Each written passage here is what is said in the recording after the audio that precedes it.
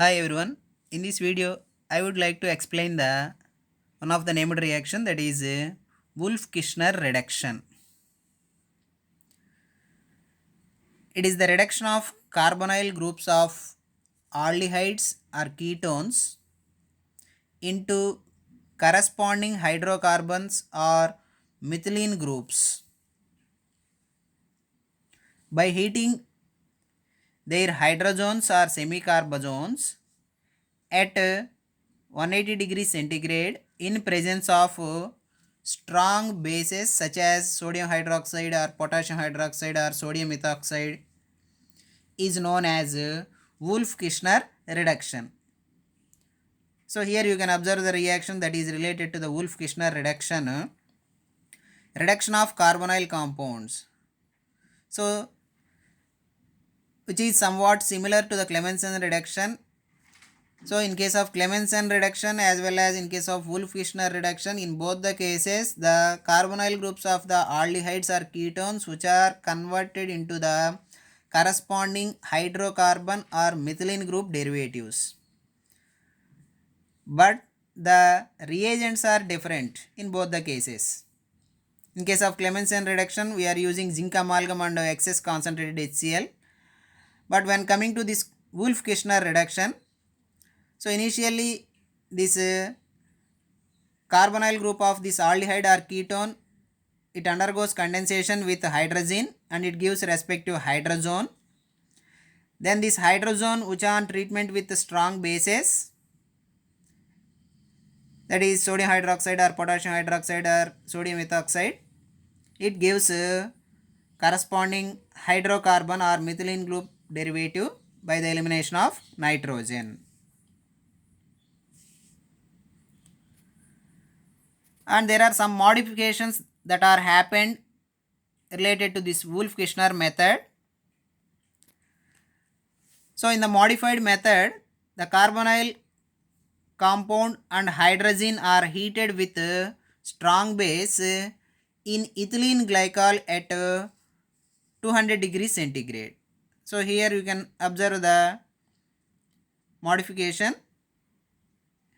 Here also initially the carbonyl group containing aldehyde or ketone, it on condensation with hydrazine, it gives hydrazone. Further, it on treatment with strong base, that is sodium hydroxide or potassium hydroxide or sodium methoxide in presence of ethylene glycol at 200 degrees centigrade. So that is the difference in this modification. So previously only the strong bases at 180 degrees centigrade. But in this case strong bases and ethylene glycol at 200 degrees centigrade. And further this Wolff-Kishner reduction that is modified. So according to that further modification, the previous strong bases, that is sodium hydroxide, potassium hydroxide or sodium methoxide, which is replaced with the potassium tertiary butoxide. And here DMSO, dimethyl sulfoxide, which is used as the solvent. And another importance of this modification, that is this reaction here, it can be proceeded at room temperature. So in all the cases there is a difference in the strong bases and their temperature conditions.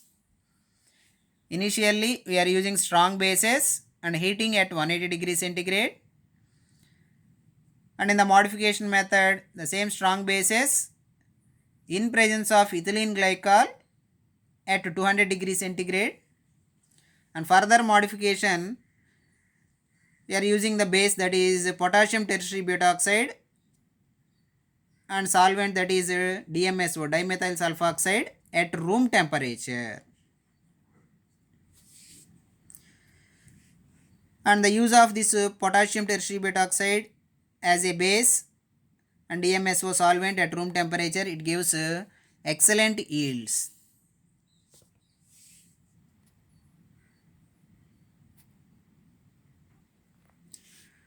And coming to some of the important points that are related to this Wolff-Kishner reduction, unlike the Clemmensen reduction, this reaction does not fail with acid sensitive and high molecular weight substrates.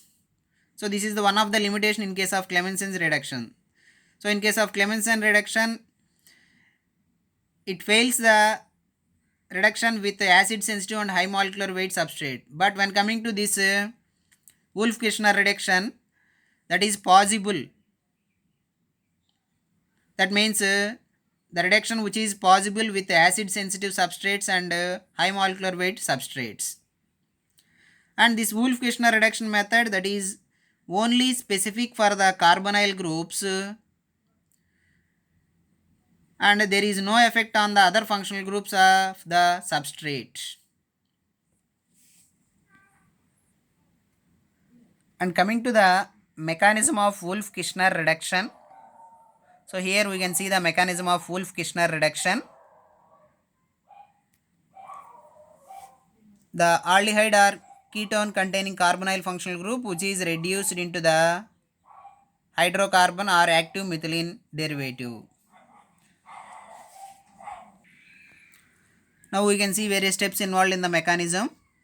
So initially the aldehyde or ketone containing carbonyl group, it on condensation with hydrazine, it gives respective hydrazone. It gives respective hydrazone. And in the next step, this hydrazone which on reaction with strong base, that is potassium hydroxide or sodium hydroxide, which on reaction with base, it undergoes dehydration. That means this base, it abstracts a proton from this terminal amine and it undergoes dehydration, that leads to produce anion of the hydrazone. And further this anion of the hydrazone undergoes rearrangement like this. So this anion of the hydrazone consisting of nitrogen, terminal nitrogen which is having negative charge, and the extra electrons which are present on that nitrogen which are moved over to here, and further the adjacent nitrogen consisting of double bond electrons are shifted to the carbon. So that carbon it gets the negative charge followed by protonation. That means anion of the hydrazone, it undergoes rearrangement followed by protonation. It gives a substituted diimine. And further this substituted diimine in presence of base, it undergoes dehydration and loss of nitrogen and it gives carbanion.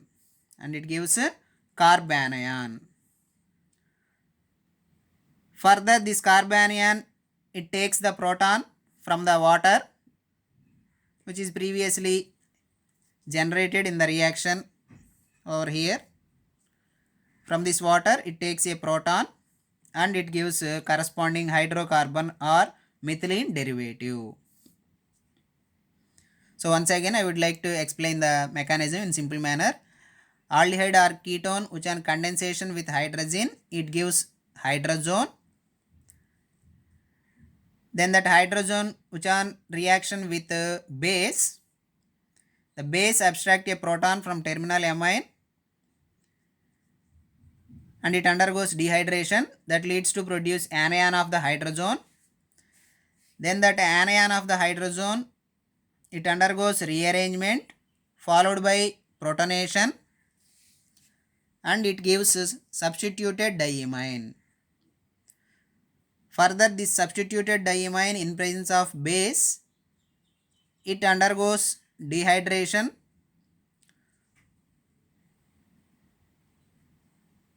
and it gives carbanion. by the elimination of nitrogen or by the loss of nitrogen.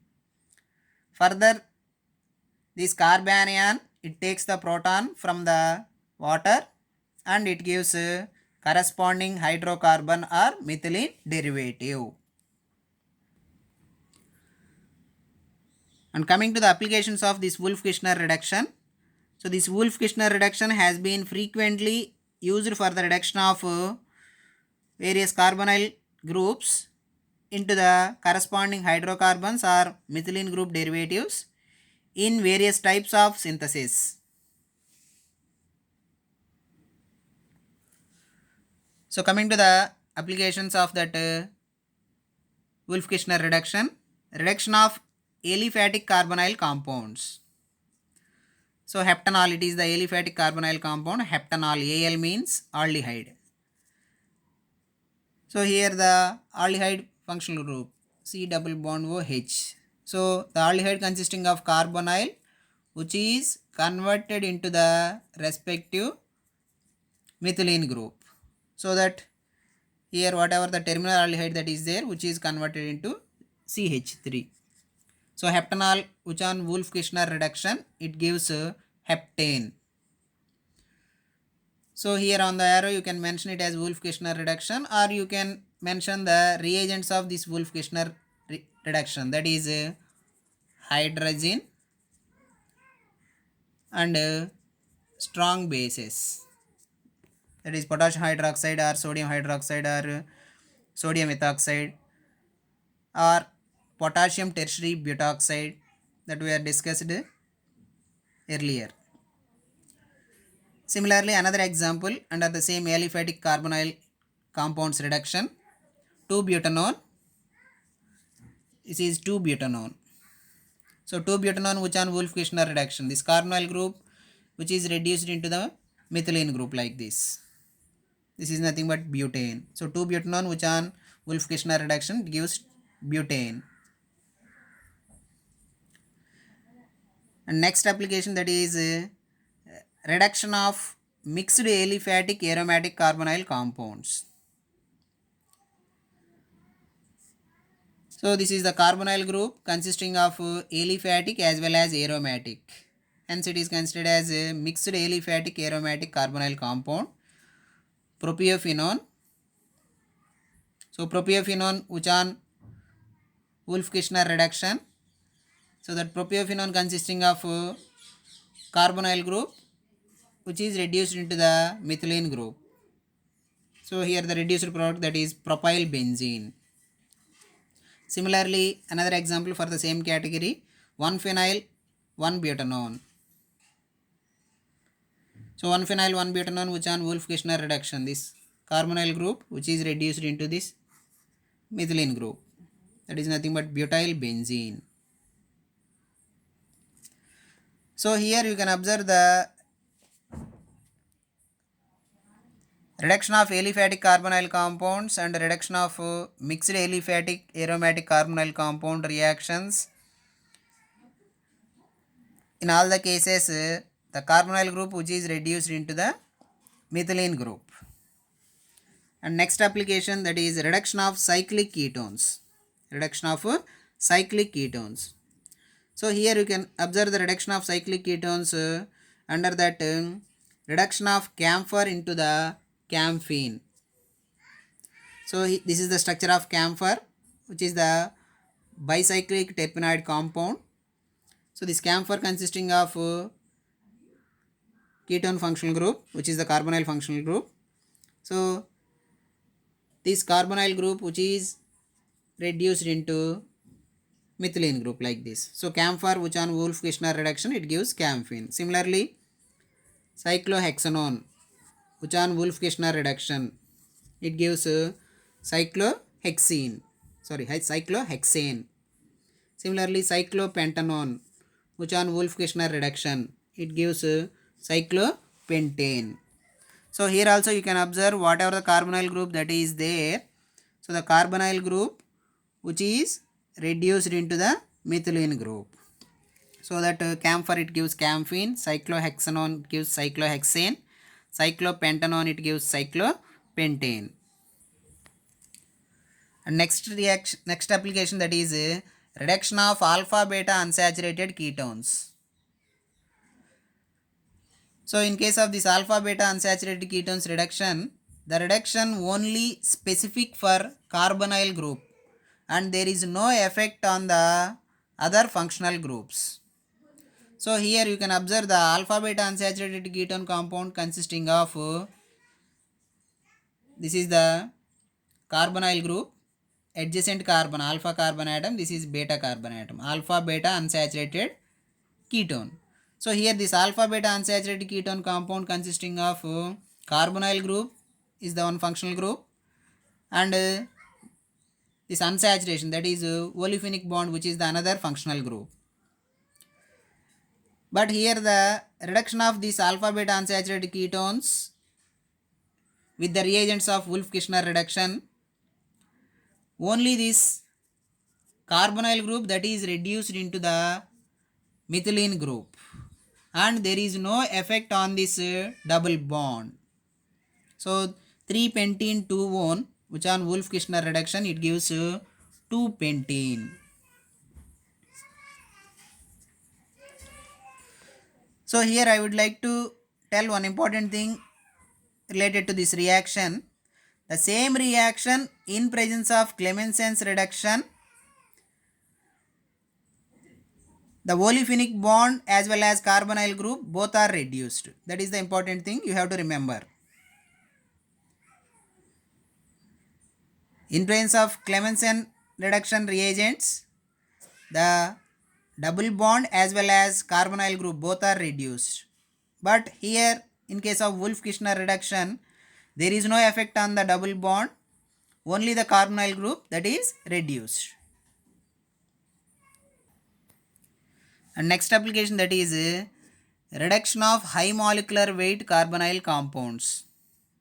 So as I said earlier, this Wolff-Kishner reduction which is suitable for the acid sensitive substrates as well as high molecular weight substrates. So there is no effect on the high molecular weight substrates.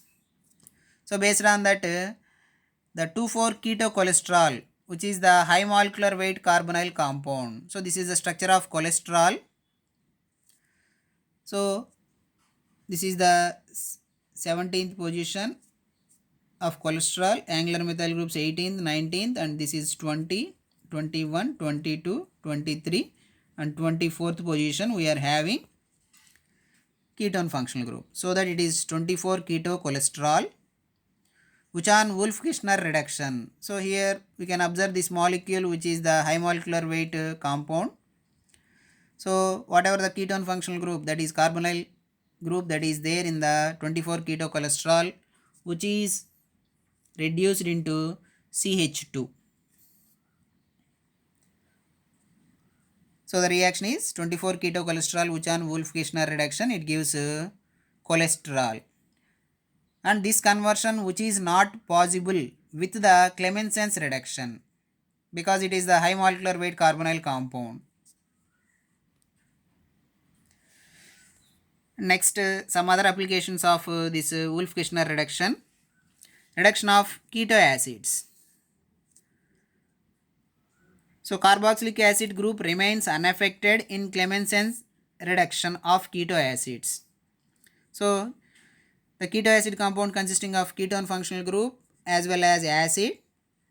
So during Wolff-Kishner reduction there is no effect on this acid. Only the carbonyl group that is reduced into the methylene group. So here the reaction, that is beta benzoyl propionic acid, carboxylic acid, alpha, beta position we are having benzoyl moiety, beta benzoyl propanoic acid which on Wolff-Kishner reduction it gives gamma phenyl butanoic acid. Acid alpha, beta, gamma position we are having phenyl. So gamma phenyl butanoic acid. And another important application of this Wolff-Kishner reduction, that is introduction of long straight chain alkyl groups in aromatic rings. So here you can observe the substrate, that is benzene, which is the aromatic ring. and the final product consisting of it has the long straight chain alkyl group. So 5 carbon chain CH2C4H9, that is the 5 carbon alkyl chain. So for the introduction of long straight chain alkyl groups in the aromatic rings, this Wolff-Kishner reduction method that is used. So how it is going to be used, we can see the reaction. Initially the benzene, which on Friedel-Crafts acylation with butynyl chloride in presence of aluminum chloride, it gives 1-phenyl pentane 1-one.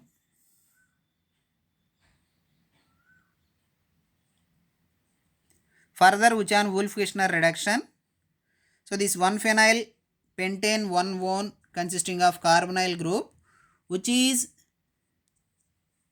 reduced into the methylene group,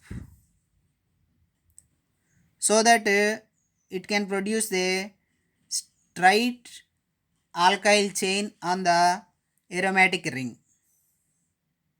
So here we can observe in the Friedel-Crafts alkylation, straight chain alkyl groups longer than ethyl groups cannot be introduced to an aromatic ring. That means the straight chain alkyl groups longer than ethyl groups, that means longer than ethyl group in the sense propyl, butyl, pentyl, like that.